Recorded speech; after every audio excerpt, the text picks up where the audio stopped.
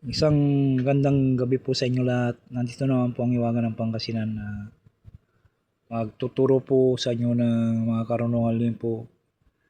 Kung kayo po yung nanggagamot po, kunin nyo na po itong orasyon po na ito na magagamit po ninyo sa pangkumbati. Ito po yung maganda po ito na kuhan po sa pangkumbati. Paki-screenshot na lang po at paki-unawa po. Bago nyo po gagawin po ito, dapat po nakapudir po kayo.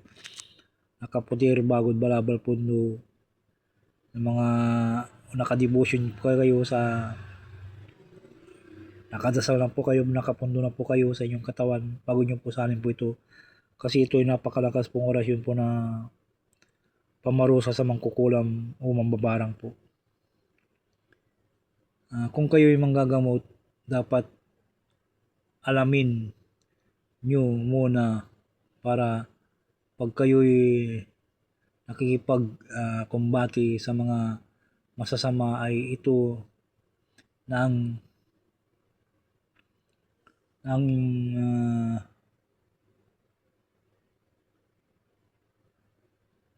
inyo pong gagamitin. Napakabisa po ito. Kung kayo po yung nakikipag-kumbati po, ito na po yung gagamitin nyo po na pamarusa sa mangkukulam, mambabarang. Paalala ko ulit po sa inyo, sana po nakapudir po kayo bakod balabal po no. Sigurado po nakapudir po kayo na bago nyo po gamitin po ito. At ang makagamit po ito ay yung mga nakikipagkumbati yung nanggagamot po.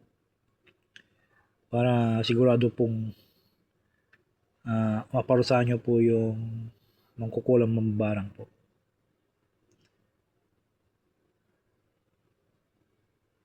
Usalin lamang po sa inyong isipan po ng 3 beses at ipo sa puyo ng pasyente o ihip po sa tubig at ipainom po.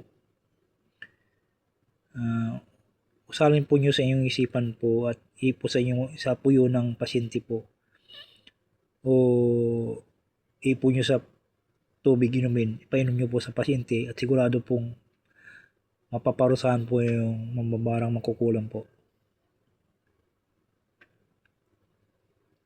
Kailangan po dito po ay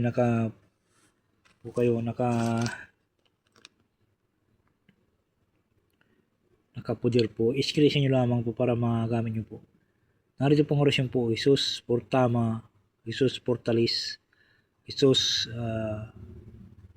Liuti, Nazarenos, Vivas Christi. Jesus Portama, Jesus Portalis, Jesus Liuti, Nazarenos, Vivas Christi. Lumis po. Sana po paki-follow, like, and share po, paki-subscribe po, Iwagan ng Pangasinan naman po. Sana po yung magamit nyo po sa kabutihan po at pakikipagkumbati ito. Maraming salamat po sa inyo lahat. Iwagan ng Pangasinan po.